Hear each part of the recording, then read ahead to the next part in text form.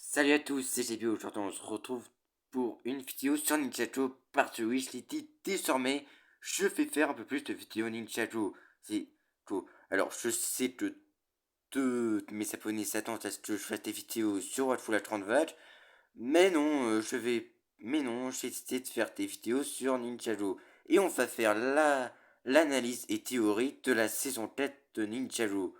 Du moins, la première partie de la saison 20 de Ninjago. Donc, je dois prévenir, je spoilerai, même si bon, ça fait un bon petit moment de là. Ça fait déjà plusieurs semaines que la saison 20 est sortie. Donc, je peux vous faire la vidéo sans trop spoiler. Si vous l'avez pas vu, foncez à faire tout parce que c'est franchement la meilleure saison que j'ai jamais vue sur Ninjago. Comme on pouvait s'attendre dans les trailers, la saison 20 commence sur ce fameux sanctuaire qui se pense se trouve dans la forêt de Murmure. Murmure, d'ailleurs, ce fameux sanctuaire, et ben c'est pas si compliqué à le deviner, c'est le sanctuaire où sont rassemblés plusieurs animaux. C'est un sanctuaire où on vénère les dragons sources. Et dragons sources. Source. Source. D'ailleurs, au moment où tous les dragons sources enlèvent leur énergie d'éther, c'est à ce moment-là que les créatures élémentaires, les monstres élémentaires arrivent. Donc, pour moi, je ne vois. Donc, donc, j'ai une théorie concernant non, les monstres élémentaires, terre et les dragons sources, etc. Mais bon, ça, j'en parle dans la partie théorie. Théorie de la vidéo. J'aimerais aussi parler du nouveau dragon qu'on voit parce que dans toutes les saisons, toutes les parties, il y a un dragon au centre de l'histoire. Déjà la saison 7, vu que vu que le nouveau nom de la série Ninjago, c'est Ninjago Dragon Rising, on a les dragons sont très mis avant. On avait déjà le dragon source de l'énergie et les dragons prisonniers d'Imperium. Ensuite, on avait les cœurs de dragon. Ensuite, on avait les filles et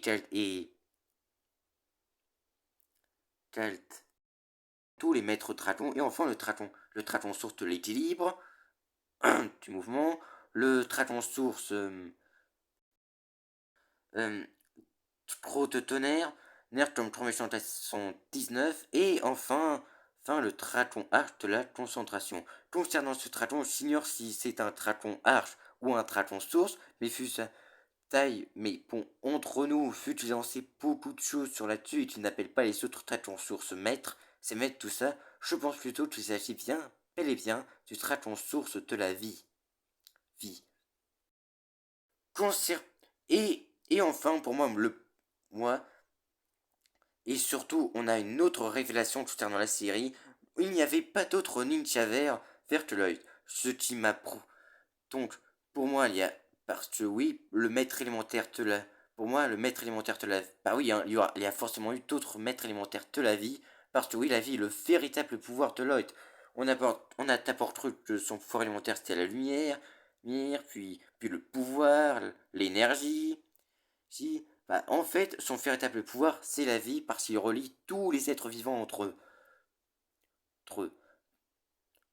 D'ailleurs, je trouve que c'est un peu une sorte de ref au film Ninjago, où en gros, son pouvoir alimentaire, ce serait le verre, mais en fait, c'est la vie, en fait. C'était ça. C'est ce qu'il disait dans le film Ninjago. Il disait que le pouvoir vert, c'est le pouvoir de la vie, il est le maître élémentaire de la vie. Et enfin, c'est justement ça. Lloyd est le maître élémentaire de la vie. D'ailleurs, c'est sûrement le... En parlant de la vie, je trouve que la saison 20 a un très beau thème, la nature, tout ça. D'ailleurs, le fait que ça se passe dans une forêt, vert, tout ça, vous voyez, ça correspond bien à la saison actuelle. Surtout que, en tant qu'étholo, je suis ravi que Ninjago prenne le temps de nous dire prendre soin de la nature, etc. Bref, retournons sur l'analyse type forte de Lloyd. Lloyd a donc le pouvoir de la vie.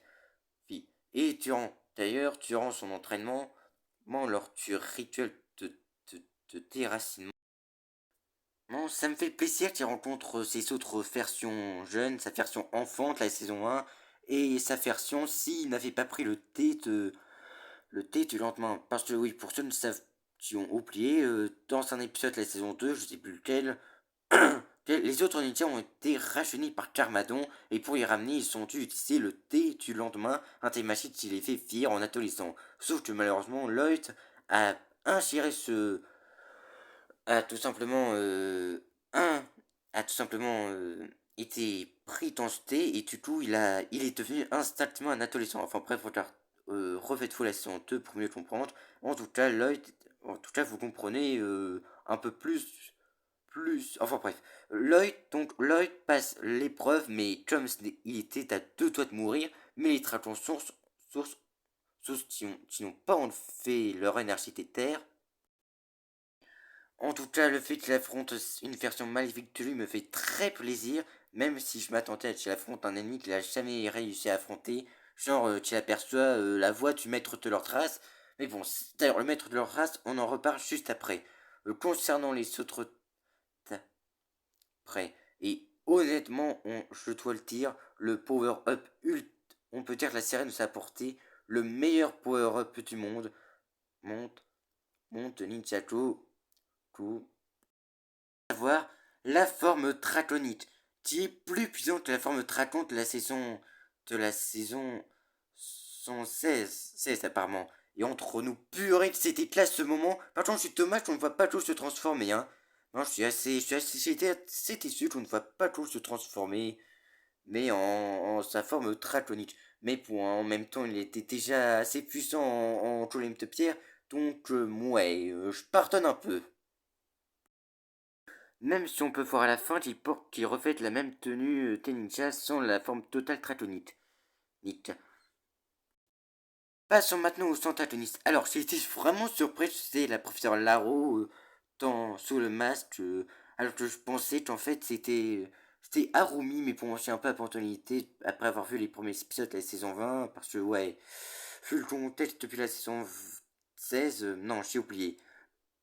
En tout cas, une chose est sûre, en tout cas, concernant les loyalistes, je pensais plutôt que c'était une secte de l'ancien temps d'Imperium, parce que je pensais des créatures, tout ça était relié à Imperium, tout ça. Mais non, en fait, ce sont les loyalistes de Béatrix. D'ailleurs, le retour de Béatrix, à vrai dire, je trouve que je la vois sous un autre angle maintenant, parce que dans la saison 17, purée, certes, la saison 17, c'est pas ma saison préférée en tant que fan de Ninjago, mais par contre, là, Béatrix, sur ça, juste Béatrix, mais là, Béatrix, elle a eu un meilleur glow-up, tout ça, un meilleur glow-up, et franchement, bon, le fait qu'elle ait littéralement fusionné avec son armure, avec son énorme armure, et muté après avoir été sur la Terre des monstres, parce que oui, Béatrix a été sur la Terre des monstres, un peu comme Kai. D'ailleurs, je suis dommage qu'elle a pas. D'ailleurs, j'espère dans la partie 2 que Kai expliquera plus en profondeur ce que la Terre des monstres, voire même qu'on ait un épisode entier qui se passe sur la Terre des monstres. D'ailleurs, je. D'ailleurs, les monstres de la Terre des monstres ressemblent étrangement aux monstres élémentaires. Alors, je vais en reparler dans ma partie théorie, comme toujours, mais, sur, mais surtout, on va parler de l'artefact en question de l'intrigue, l'arme ultime de la désolation. On peut y voir le crâne. Alors, j'ignore c'est un dragon, mais pour moi, ce serait plus un masque Oni. Pour moi, un masque Oni. Donc, il y aurait un rapport entre les créatures et les Oni. Mais j'en reparle dans ma partie théorie. Sur ce, on va. Alors c'est pas le détail le plus important, mais je vais en parler. J'aurais d'ailleurs dû en parler durant ma dernière vidéo sur Ninjago, mais je pouvais pas passer à côté de ça. Sur cette-ci, on va parler des chips sur de Ninjago. Des nouveaux chips de Ninjago. Honnêtement, je suis désolé pour les shippers, mais je ne suis absolument pas d'accord avec les chips de Ninjago. Déjà, Frac et Sora au secours. Franchement, on est d'accord qu'on parle d'un chip entre une humaine et un homme serpent. Ok, ok, c'est pour les serments fantastiques, mais on est quand même en train de parler d'une future relation amoureuse entre une humaine et un homme serpent. Et pour ceux qui osent dire que l'amour a pas de limite, pense-y, ça a des limites l'amour. quand l'un, surtout quand le couple, surtout quand il s'agit d'un couple entre une humaine et un animal, hein. Et c'est pas moi qui le dis, c'est la loi. Enfin bref, je suis désolé les taux, mais par pitié, faites c'est de la reste dans la friendzone, limite, soit j'aimerais bien avec Karine, mais bon, hein. Karine, apparemment, préfère Euphrasia, apparemment. Alors, je suis désolé, mais pour moi, c'est littéralement un couple venu de nulle part, hein. Ce chiffre, il est littéralement venu de nulle part, hein. Hein, je suis sincèrement désolé, hein. Les, franchement. Enfin bref, c'était la partie pour les chips. Chips en tout. Bref, hein. Ah, il y a aussi un. Ah oui, il y a un autre chip que je hais, mais alors. Ah, alors attention, on se calme un peu, hein. Avant de crier tout ça. Alors attention, le couple entre Cole et Shio. Alors attention, ils sont pas en couple, enfin, pas officiellement, hein, hein. Alors si ça se trouve, c'est peut-être une amitié assez forte, hein, même si pour l'interpellation entre eux, on commence à se douter de quelque chose. Mais bon, hein, rassurez-vous, hein, je suis désolé, mais Cole ne va sûrement pas l'arrêter Fania pour lui, hein. Hein, je suis désolé, hein. De toute façon, si ça se trouve, peut-être que Gio a des sentiments pour Cool, mais c'est pas réciproque. Enfin bref, je veux vraiment pas que ce chip soit canon, hein. Alors, parce que, alors, attention, hein. Je fais des chips LGBT, surtout, mais là, je suis désolé, mais là, non, hein. Déjà que Cool te ferait trop la fête Fania, enfin bref. Vous voyez, je déteste ce couple, enfin, bon, pas si, pas par tout ça concerne ce mec. Oh, bon, laissez tomber, juste pour moi, ce couple. Enfin bref, Enfin bref, on va plutôt penser à un couple de cette fois tout le monde adore. Et il n'y a pas de wiki. La saison, la partie 1 se termine sur les partisans arrêtés, du moins pas tous, car les parents de Sora arrivent au monastère. Alors qu'en réalité, on l'a vu dans une scène, c'était des partisans de Béatrix. D'ailleurs, en parlant de parents, on peut dire que Sora n'est pas la seule à avoir des parents merdiques, parce que Frak aussi a un père merdique. Alors, on n'a pas l'apparition de sa mère, mais en tout cas, semble aussi être le père le plus merdique que j'ai jamais vu. Un peu un autre, si, enfin bref. En tout cas, ça fait un point commun entre soi et Frat, malheureusement. Enfin bref. D'ailleurs, j'adore. En tout cas, j'adore. En tout cas, j'ai vraiment adoré la scène où Frat coupe définitivement les points avec son père. D'ailleurs, j'envie carrément Frat d'avoir coupé les points avec son père, pour tout vous dire. Enfin bref, revenons sur la conclusion. Si on voit Raz. Ah ouais, parce que attendez, vous croyez vraiment j'allais parler d'analyse de Nintendo sans parler de Raz? Raz, franchement, vous me connaissez mal. En tout cas, Raz arrive devant son maître et utile à trouver une autre voie, une autre icône, ce qui est très inquiétant pour la partie 2.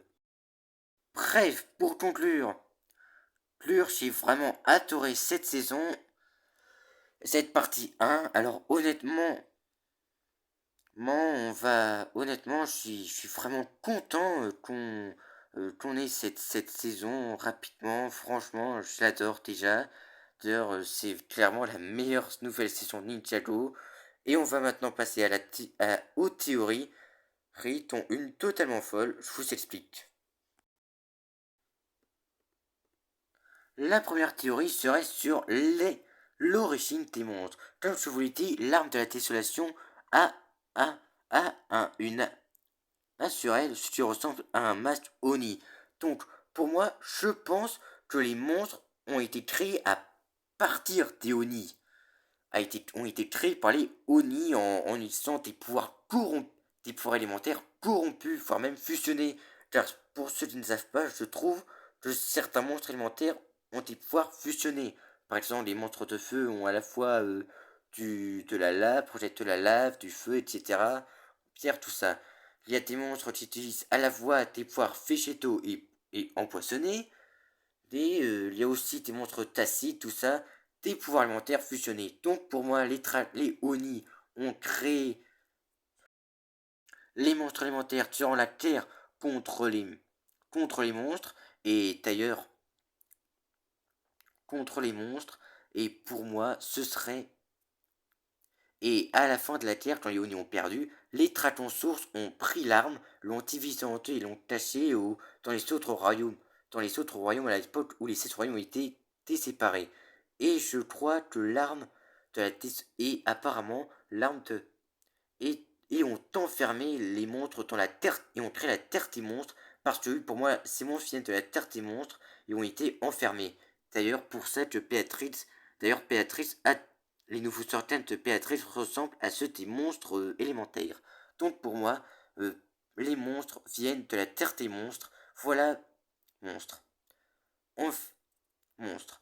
Concernant Ryu, parce qu'on va faire une théorie sur Ryu, parce que Ryu a été empoisonné par un monstre élémentaire toxique et Sora et Frat ont utilisé l'énergie de ce monde pour le guérir.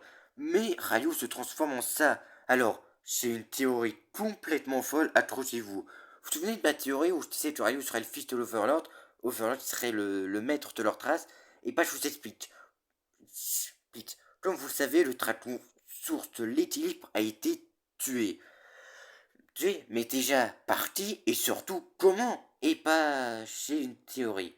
Pour moi, celui qui a tué le dragon de source de l'équipe, c'était l'Overlord. L'Overlord qui a tué le dragon de source de l'équipe. Il a ensuite piégé l'esprit du dragon source, a séduit la mère de la mère de Ryu a eu l'enfant, mais quand Ryu a été dans un œuf, et enfin, l'Overlord a tout simplement implanté l'esprit du dragon source dans l'œuf de Ryu quand Ryu est né, et du coup Ryu serait donc la réincarnation du dragon source de l'équilibre, un peu comme dans Wakfu ou Triste Pain, mais se souvient pas que c'est un dragon source, donc un peu comme dans Wakfu ou Triste Pain, c'est la réincarnation du Tiyop, mais il se souvient pas que c'était le Tiyop, enfin bien qu'à un moment, il a retrouvé ses pouvoirs. Et ben c'est pareil, Ryu a retrouvé ses pouvoirs divins, enfin même s'il les maîtrise pas totalement, et je pense pas que ce soit tous ses pouvoirs divins.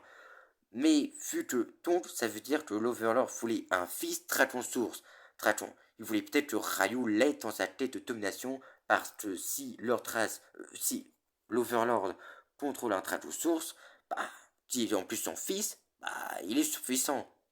D'ailleurs, je pense même que Lord Raz, dans la saison, son, dans la saison 21, va capturer Ryu pour l'amener à son maître, l'Overlord. Parce que oui, pour moi, on n'en a pas fini avec les monstres élémentaires. Terre et Terre, je pense même qu'ils font revenir et que les parents de Sora, toujours fidèles à l'impératrice, vont la libérer ainsi que les autres partisans et vont tenter de récupérer l'arme de la désolation. Quant à leur trace, alors on le voit dans un livre, je ne vais pas vous le montrer, mais on le voit avec un autre membre de sa tribu, donc les intentions de leur race seraient vraiment de ramener son peuple. Je pense pas que l'homme titre avec lui soit le maître de leur trace, mais plutôt un autre homme titre comme lui, enfin bref, pour moi, leur trace pour moi, l'Overlord manipule leur trace en lui promettant aide-moi à dominer le monde, aide-moi à me ramener à la vie, je te sauverai. Sauf que, et pour moi, sous les sortes de l'Overlord, leur trace va capturer Ryu. Ryu qui est le fils de son maître. J'espère que ça fait piger là. Enfin bref, pour moi, bref, on continue. D'ailleurs, concernant l'administration, j'ai toujours l'idée que le 30 administrateur soit Carmadon et tu seras lui le méchant de la saison 21. Parce que oui, l'Ordra sera le grand ne sera pas le grand méchant de la prochaine saison. Pour moi, ce sera l'administration et l'Ordra sera en grande menace, plus tard. Même si je pense qu'il sera arrêté dans la partie de... Parce que oui, à chaque nouvelle saison, il y a deux parties, deux intrigues. Enfin bref, sur ce c'était c'était ma review analyse et théorie sur la première partie de la saison 20 de Ninjago.